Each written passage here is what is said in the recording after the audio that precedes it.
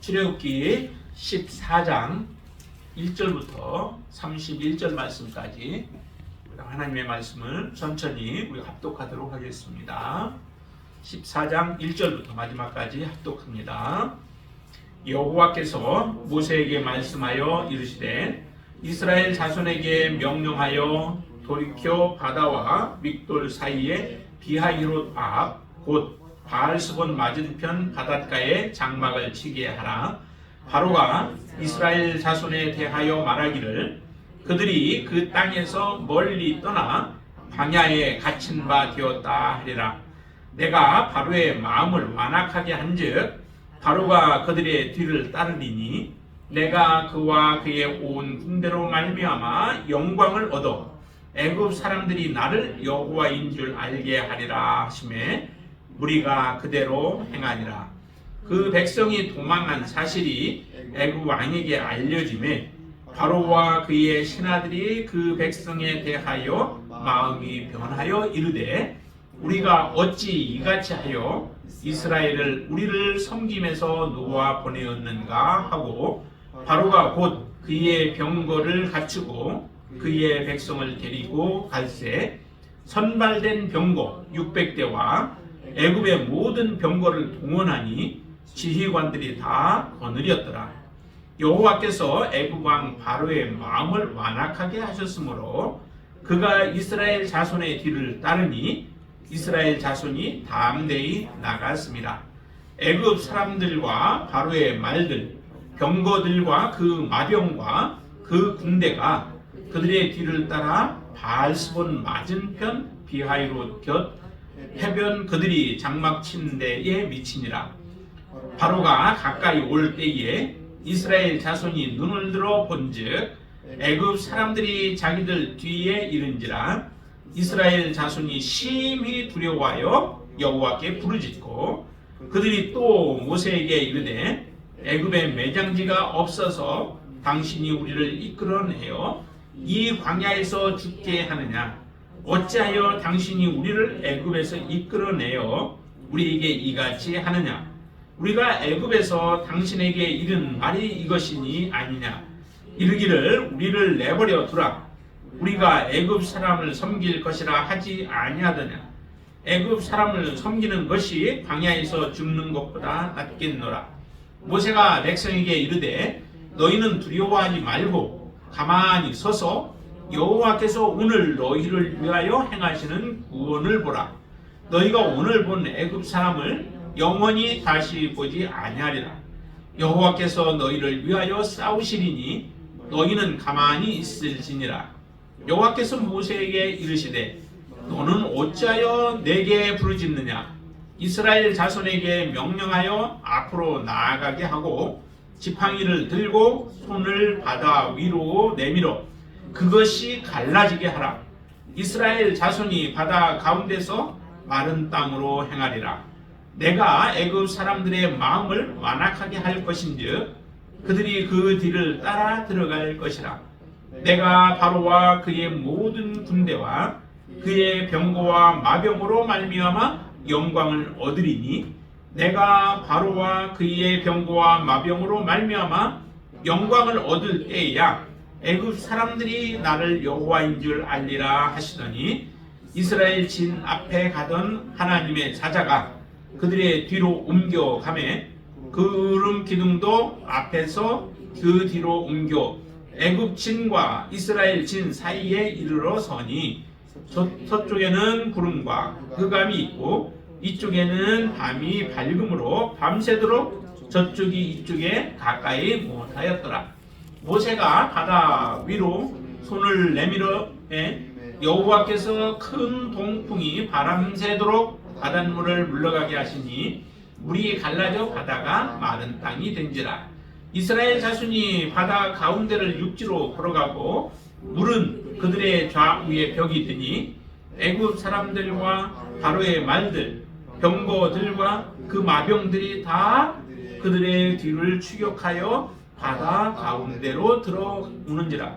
새벽에 여호와께서 불과 구름 기둥 가운데서 애굽 군대를 보시고 애굽 군대를 어지럽게 하시며 그들의 병거 바퀴를 벗겨서 달리기가 어렵게 하시니 애굽 사람들이 이르되 이스라엘 앞에서 우리가 도망하자. 여호와가 그들을 위하여 싸워 애굽 사람들을 치는도다.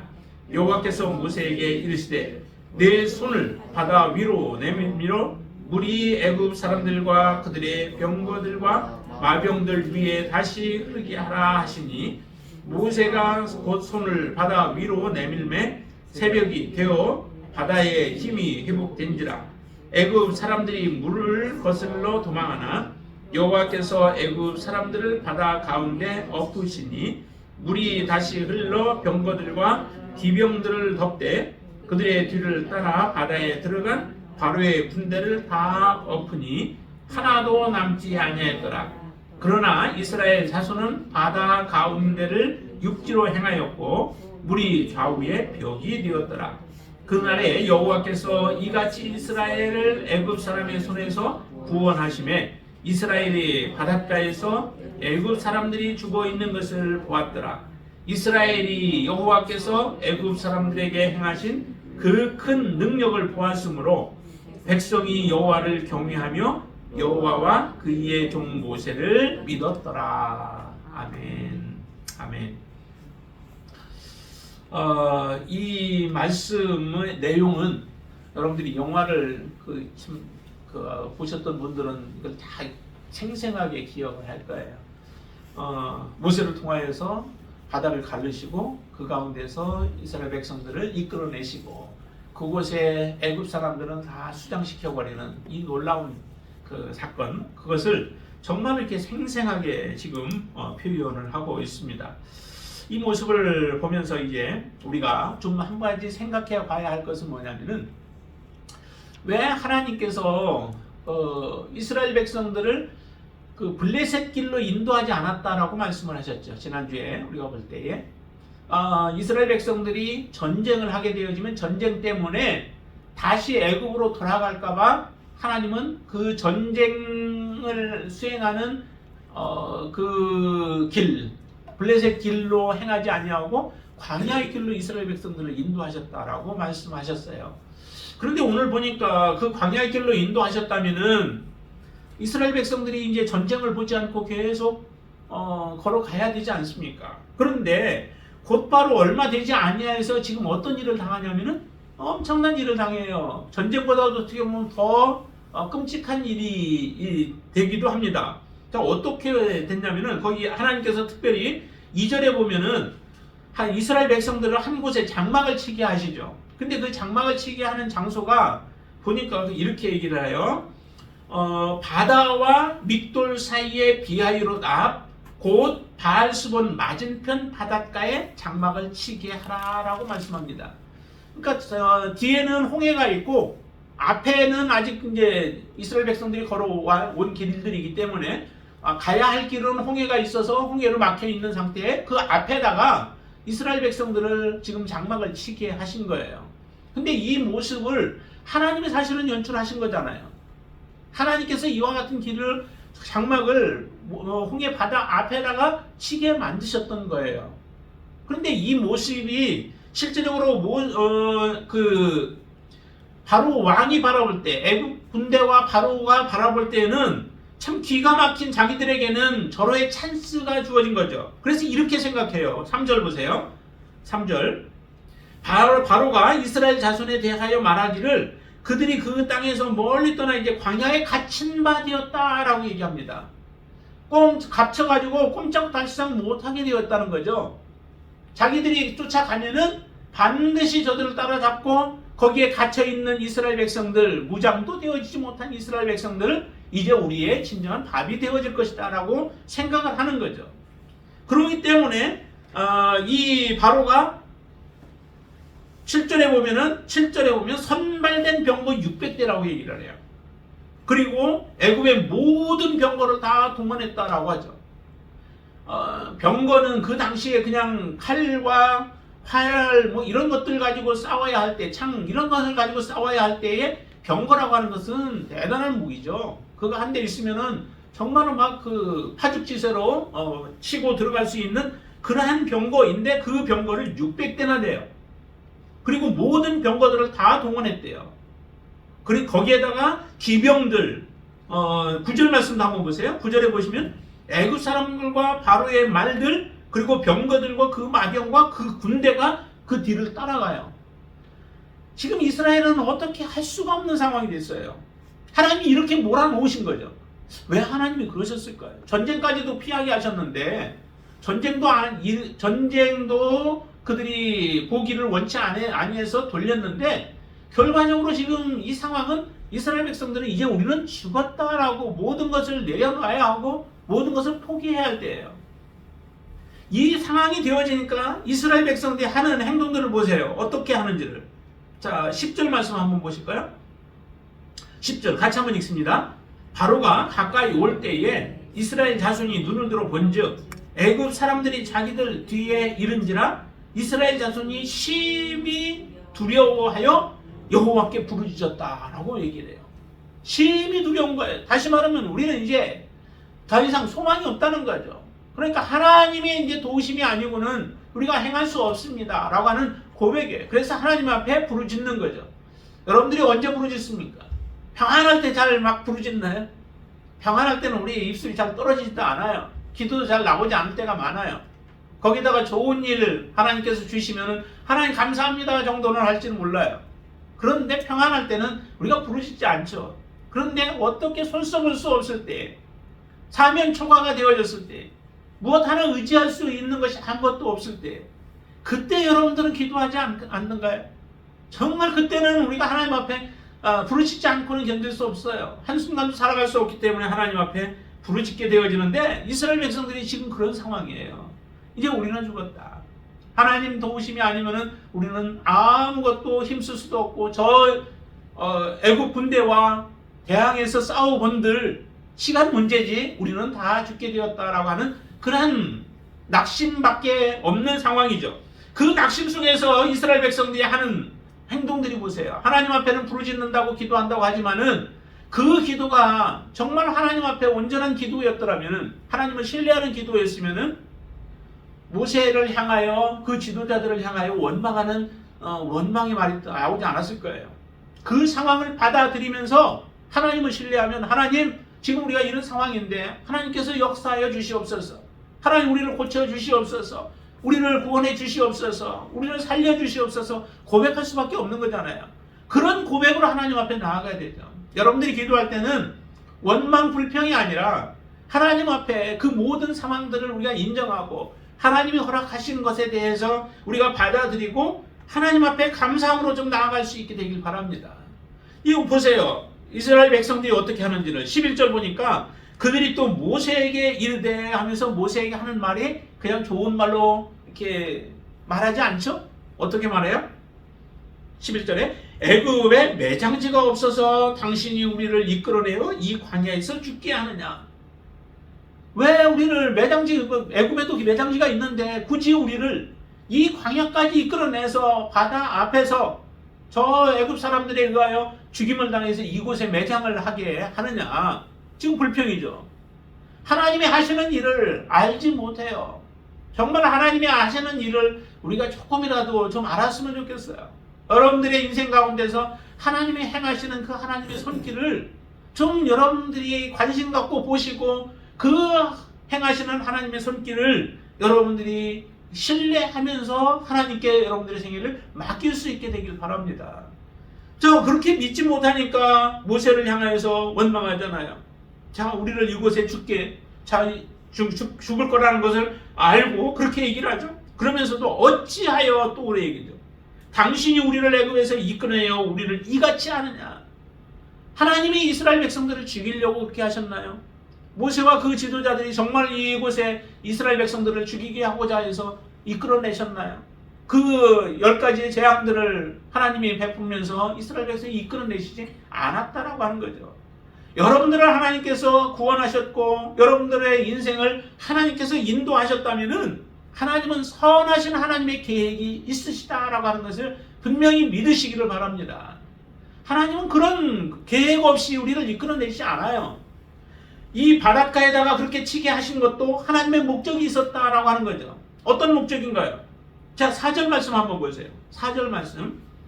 내가 같이 읽습니다. 내가 바로의 마음을 완악하게 한즉 바로가 그들의 뒤를 따르리니 내가 그와 그의 온 군대로 말미암아 영광을 얻어 애굽 사람들이 나를 여호와인 줄 알게 하리라 하시매 무리가 그대로 행하니라 라고 해요. 무리가 그대로 행했다. 모세에게 말했을 뿐만 아니라 모세가 그것을 백성들에게 알렸겠죠. 하나님께서 이렇게 하시기를 원한다라고 하는 것을 말씀했을 겁니다. 그렇기 때문에 모세의 말에 지금 인정하고 모세가 말한 것을 인정하고 따라가는 것 아니겠어요? 그런데 이스라엘 백성들로 하여금 이와 같은 상황에 처해진 것으로 인해서 하나님이 영광을 받으시겠다라고 하는 거예요.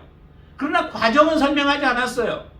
이스라엘 백성들을 그 바닷가 앞에다가 장막을 치게 하시고 그곳에 거하게 하셨는데 이와 같은 일들이 애굽 사람들이 뒤를 따라올 것이다라고 하는 말씀도 하셨기는 했죠. 그러나 정말 이것이 이제 그 다음에 어떻게 하나님이 하실 것인가라고 하는 부분을 말씀하지 않음으로 인하여서 그 부분들은 잘 모르겠지만은 그러나 하나님을 신뢰하면 이것까지도 하나님이 계획하시고 하셨다면은 지금 쫓아오고 군대를 끌고 와서 우리를 죽이려고 하는 저들도 하나님은 다 보고 계시고 하나님은 알고 계신다라고 하는 거죠. 여러분들의 인생을 하나님 모르실까요? 여러분들의 인생을 어느 누구보다도 잘 아십니다. 그렇죠? 속속들이 여러분들을 알고 계세요. 여러분들이 행한 일들만 아실까요? 아니에요. 여러분들이 행하신 일들뿐만 아니라 여러분들의 마음속 동기까지도 다 아세요. 어떤 동기를 가지고 어떤 생각을 가지고 어떤 목적을 가지고 그 일을 했는지도 아시는 분이 하나님이세요. 하나님이 계획하셨으면은 하나님은 그 일을 완성하시는 분도 하나님이십니다. 하나님께 우리가 맡기고 믿음으로 살아가게 되어지면 하나님은 반드시 하나님의 일을 성취하시며 때가 되면 하나님이 영광을 받으실 것이라는 거죠. 그런 하나님의 계획을 우리가 중간에서 그것을 방해하거나 대적하는 일들이 없게 되길 바랍니다. 하나님은 분명히 이 바로와 그 온 군대로 말미암아 영광을 얻겠대요. 영광을 얻겠다고 하시는데 근데 그 영광을 어떻게 얻으시는지를 이제 나중에 보시면 알게 되죠. 이것을 모르니까 하나님의 온전한 뜻을 알지 못하고 그 뜻에 우리가 순종하지 못하니까 나오는 것이 이런 불평이에요. 거기서 좀 그쳤으면 좋겠는데 이 이스라엘 백성들이 더 불평하죠. 12절 한번 보실까요? 12절. 우리가 애굽에서 당신에게 이른 말이 이것이 아니냐. 이르기를 우리를 내버려두라. 우리가 애굽 사람을 섬길 것이라 하지 아니하더냐. 애굽 사람을 섬기는 것이 광야에서 죽는 것보다 낫겠노라. 이 말을 실제 했는지 모르겠어요. 우리가 광야에서 죽는 것보다 광야에서 죽을 것을 알았으면 따라오지도 않았을 텐데 그 말은 실제로 그 말까지는 안 했을 것 같아요.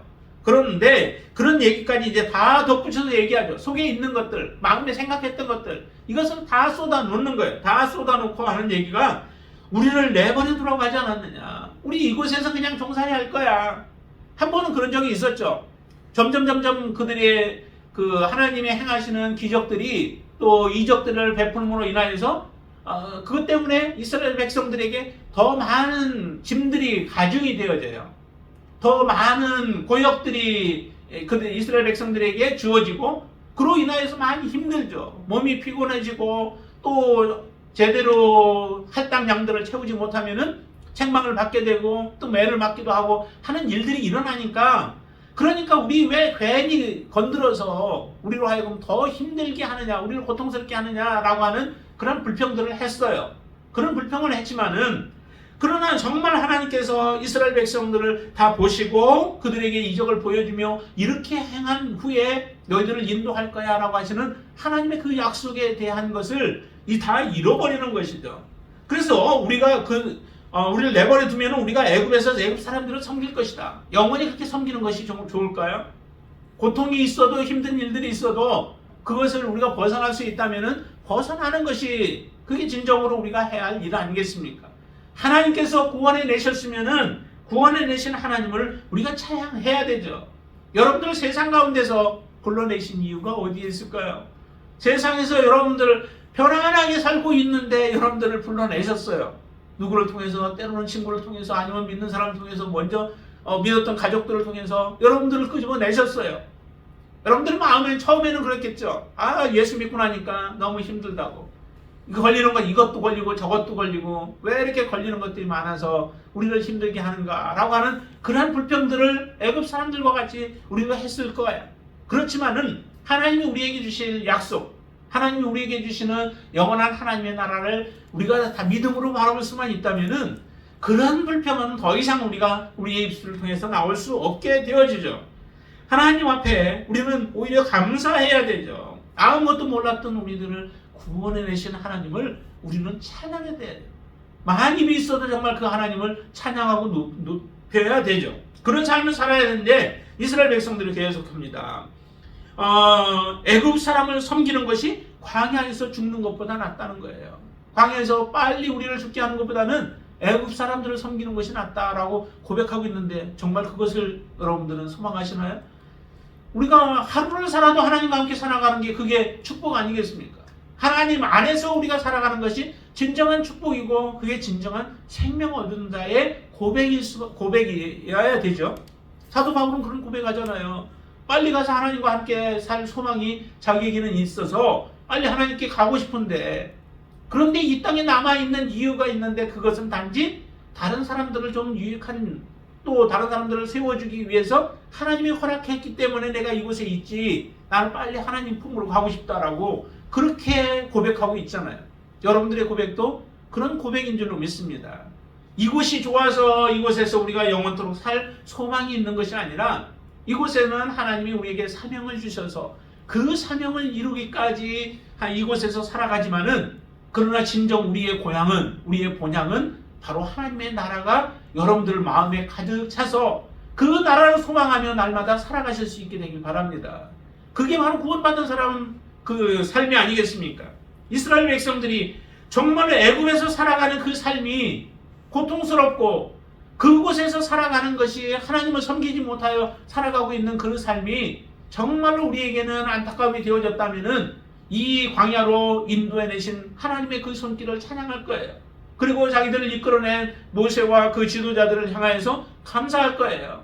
이런 비록 상황이 좋지 못한 나쁜 환경에 지금 처해져 있어서 우리는 괴롭고 힘들고 때로는 두렵기도 하지만은 그러나 이와 같이 인도해서 우리가 하나님을 바라보며 하나님을 섬길 수 있게 해주신 것에 대한 감사가 없다면은 그 사람들은 진정 구원받은 자가 아니죠.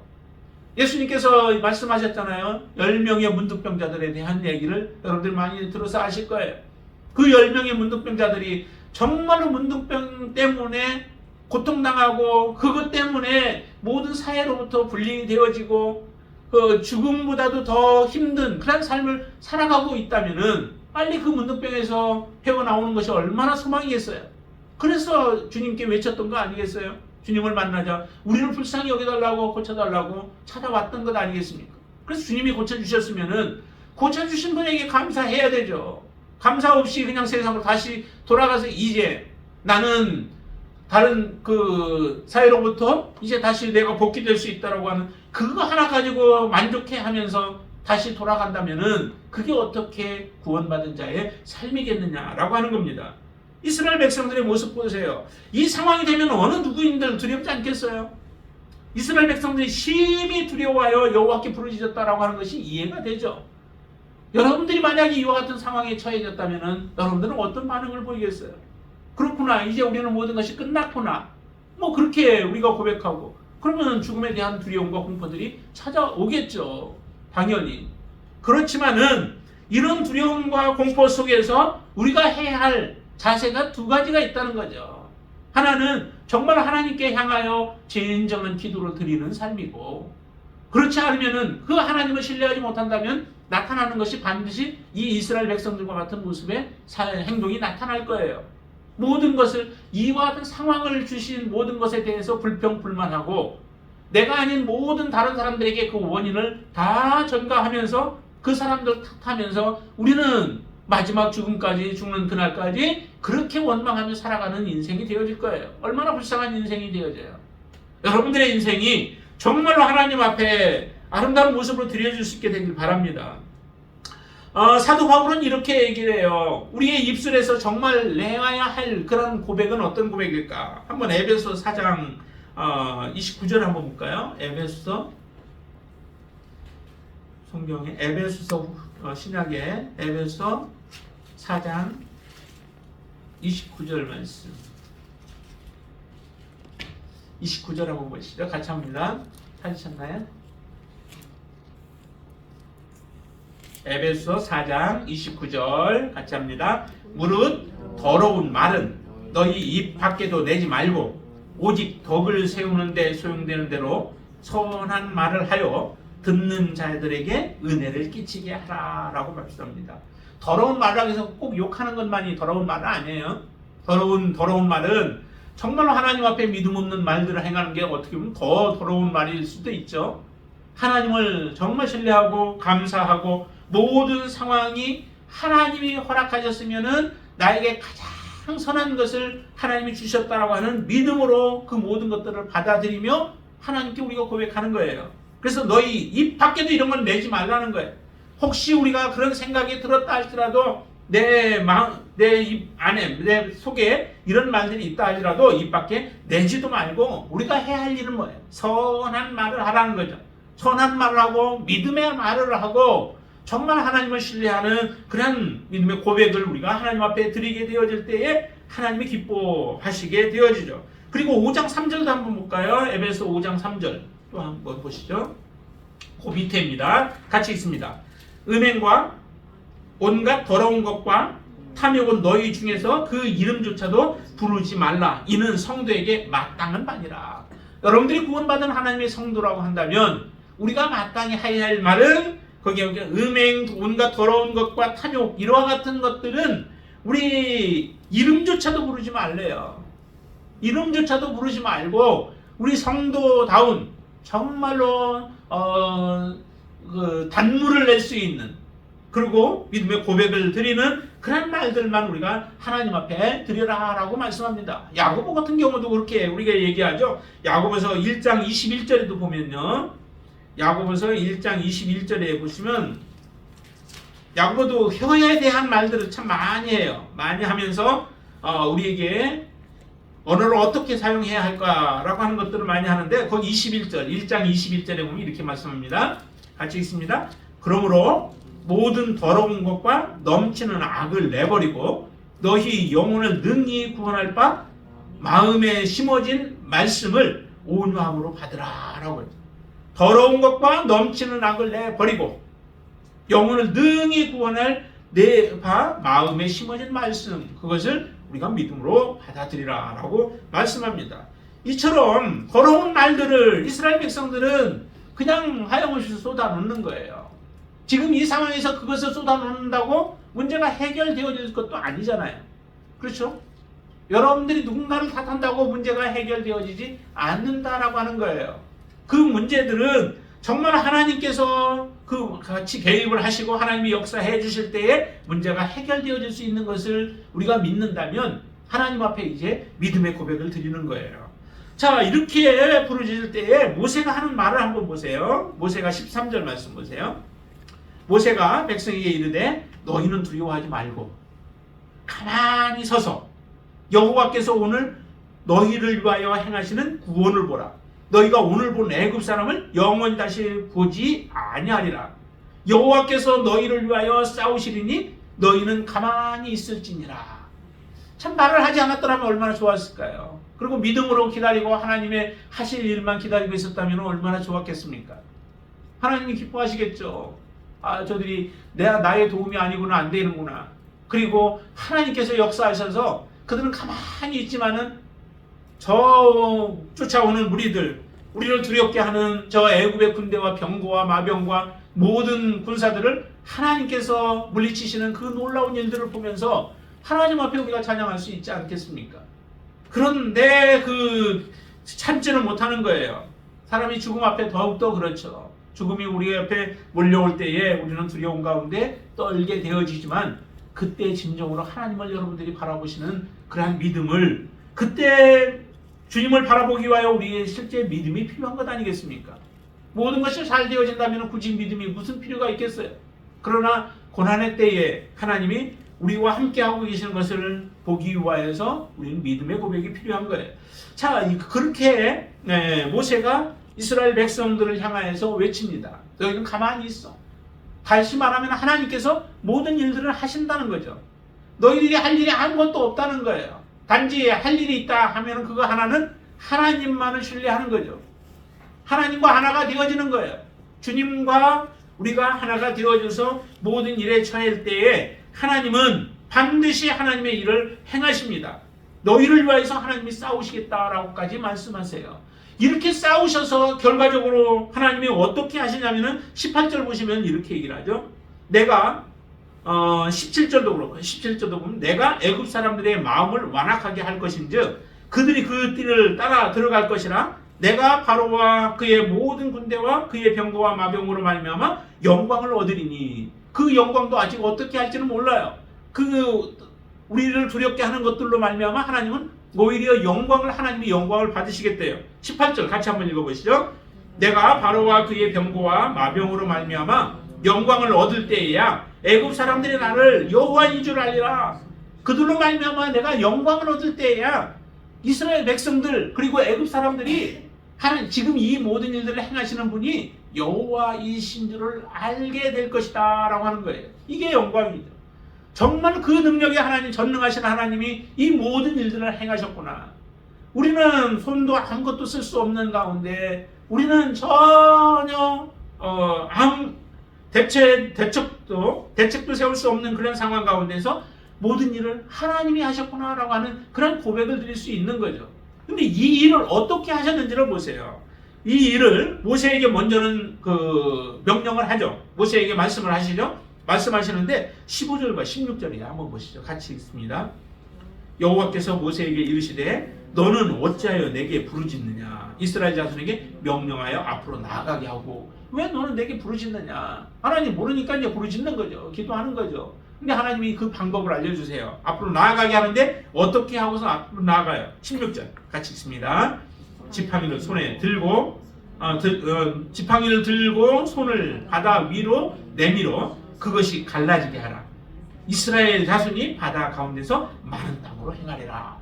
그 방법, 이제 온전한 방법을 말씀해 주시죠. 바다를 가르시겠다는 거예요. 홍해를 갈라버리겠다. 그리고 홍해를 가르면은 그 밑에 진펄이 있겠죠. 그런데 그 진펄을 하나님이 말려버리시겠다는 거예요. 이걸 누가 그렇게 할 수 있겠어요? 하나님이 아니고는 누가 이렇게 행할 수 있겠어요? 전능하신 하나님만이 이거는 가능한 거예요. 근데 이 일을 하나님이 행하시겠다는 거죠. 이 일을 행하시면서 하나님은 영광을 받으시겠대요.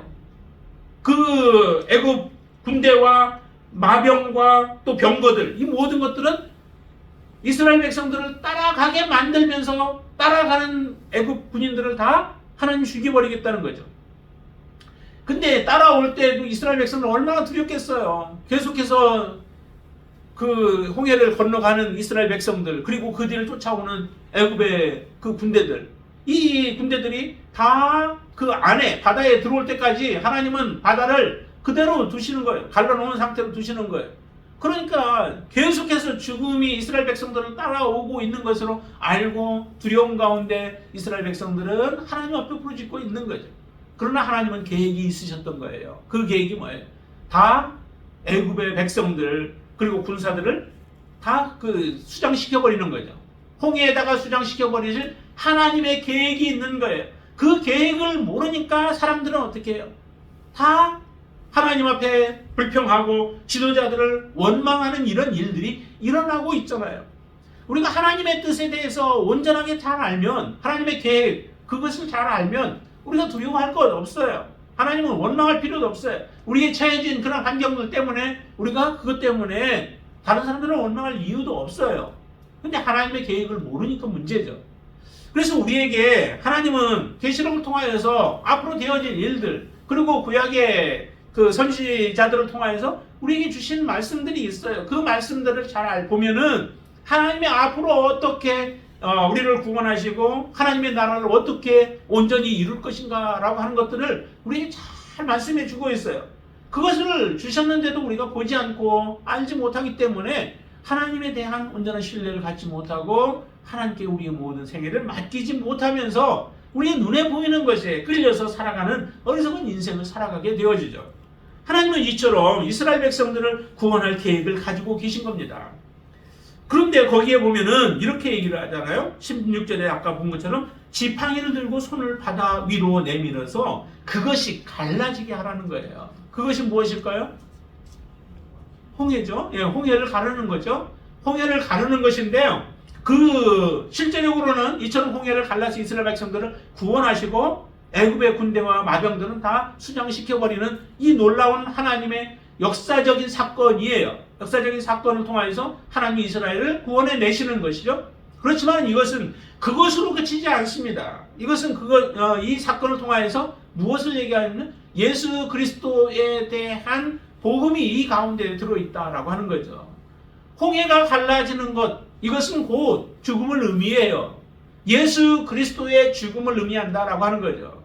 이스라엘 백성들을 하나님 전체적인 내용을 보면은 이스라엘 백성들을 하나의 미끼로 사용을 하시는 거죠. 무엇을 위한 미끼냐면은 애굽의 군대 그들을 다 죽이기 위한 미끼로 하나님이 사용을 하세요. 그래서 미끼로 사용했기 때문에 바다 앞에다 꼼짝 못하게 이스라엘 백성들을 거기다 묶어놓고 그리고 나서 애굽의 군대들을 그곳으로 쫓아오게 만드신 거예요.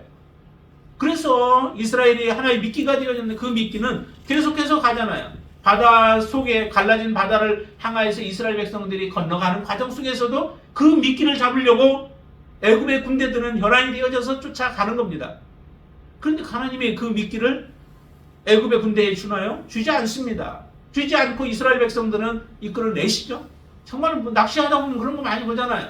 근데 어떤 영리한 그 고기들은 미끼만 싹 따먹고서 말아요. 걸리지도 않고 도망가는데, 그런데 정말 낚시꾼들에게는 그 찰나의 낚아채는 그거에 의해서 결국 그 작은 먹이를 먹으려다가 죽게 되어지는 모습들을 우리가 보는데요. 이스라엘 백성들을 미끼로 사용하셨지만은 좀 더 우리가 깊이 본다면은 이스라엘 백성들은 미끼가 아니에요. 실제적으로 그 죽은 사람은 누구냐면은 예수 그리스도가 우리를 위하여서 죽으심으로 온 인류를 살리신 하나님의 그 놀라운 일을 이 모습을 통해서 우리에게 보여주신다라고 하는 거죠. 그러니까 자기들이 죽을 줄 알았는데 자기가 아니에요. 이전에도 나올 때 보면은 자기 자녀들이 첫째와 첫 짐승들이 죽어야 하는데 그 첫째와 첫 짐승들이 죽지 않고 누가 죽냐면 대신 짐승이 죽어요. 하나님이 이렇게 우리 모든 사람, 여러분들도 마찬가지죠.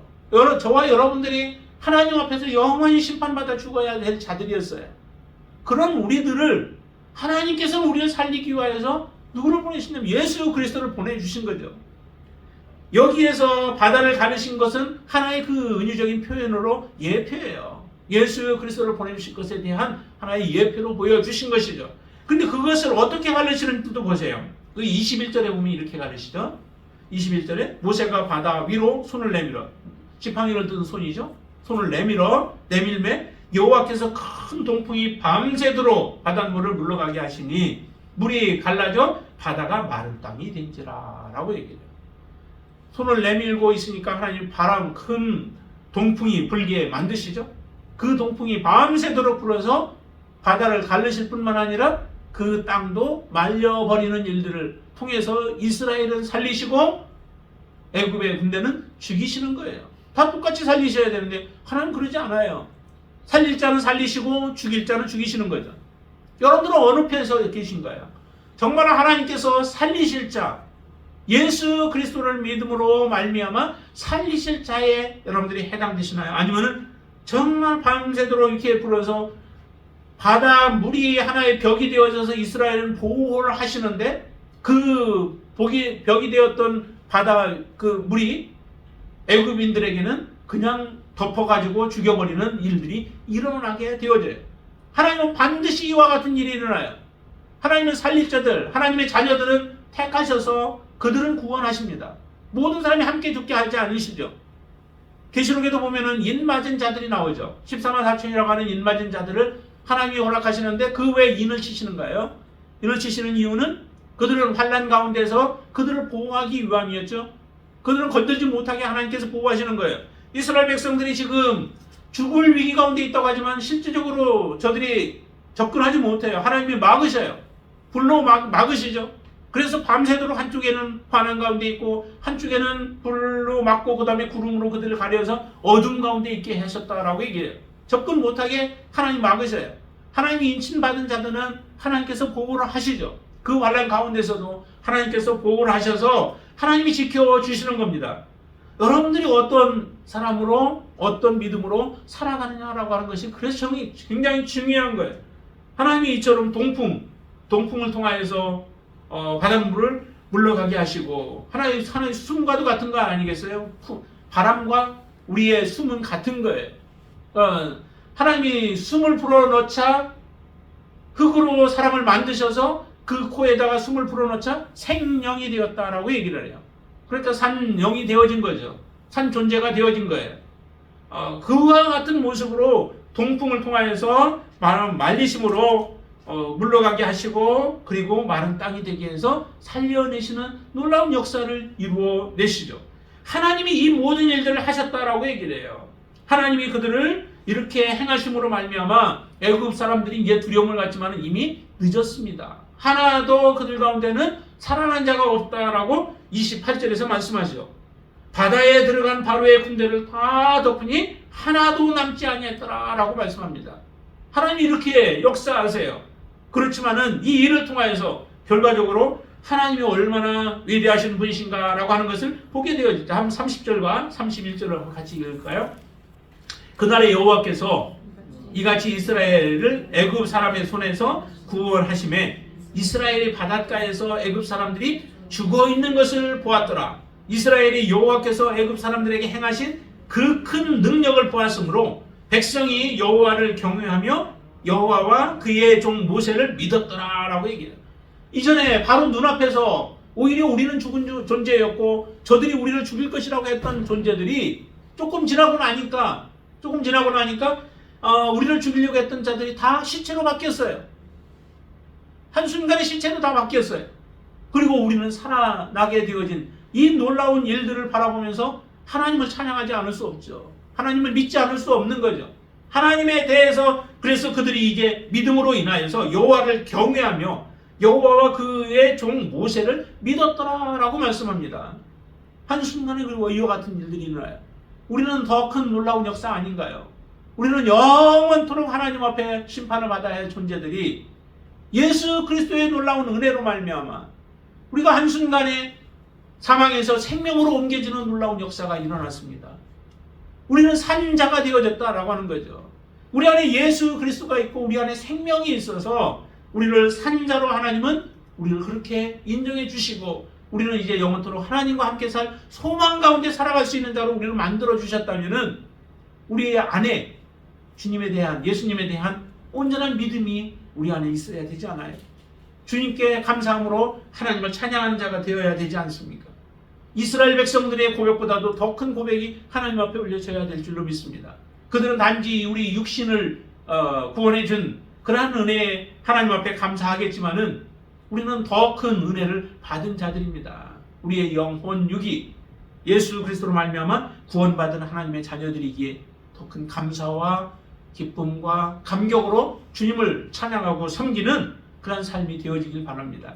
날마다 이 구원의 기쁨을 우리가 노래하고 찬양하며 하나님을 경외하고 섬기는 자가 되어지기를 주님의 이름으로 축원을 드립니다. 기도하겠습니다. 하나님 감사합니다. 우리는 알지 못하여서 하나님 앞에 불평하고 하나님 앞에 나왔을 때에도 우리는 하나님의 행하시는 일을 알지 못하여서 원망했던 적도 많습니다. 이제 우리의 입술을 하나님 정결케 하여 주시어서 그 하나님 덕이 되는 말을 하게 하시고 은혜가 되는 말들을 하게 하시고 다른 사람들을 세워주는 말을 행하게 하여 주시옵소서. 우리의 입술에 하나님께서 기름 부어 주시어서 이제 더 이상 더러운 말들, 악한 말들, 하나님 앞에 정말로 완악한 말들을 내뱉지 않게 하시고 오직 우리의 입술을 통하여서 하나님 앞에 영광 돌리는 말들을 행하게 하여 주시옵소서. 뿐만 아니라 우리의 행동과 우리의 생각 모든 것까지도 하나님 다스려 주시어서 하나님이 간섭하여 주시어서 더 이상 우리의 삶이 우리의 온 몸을 통하여 오직 하나님께만 영광 돌리는 삶을 살아가게 하여 주시옵소서. 이스라엘 백성들이 이제 하나님을 경외하며 지도자들 모세와 아론을 믿었다라고 한 것처럼 우리의 믿음이 흔들리지 않게 하시고 하나님과 함께 동행하는 귀한 삶을 살아가도록 역사하여 주시옵소서. 우리가 어디에 있든지 간에 하나님 앞에 선자로 살게 하여 주시옵소서. 교회에서뿐만 아니라 또한 우리의 가정과 우리의 일터에서도 하나님을 찬양케 하시고 세상 사람들을 만났을 때에도 하나님의 영광스러움을 드러내는 하나님의 자녀가 되어지도록 역사하여 주시옵소서. 예수님의 이름으로 간절히 기도드리옵나이다. 아멘.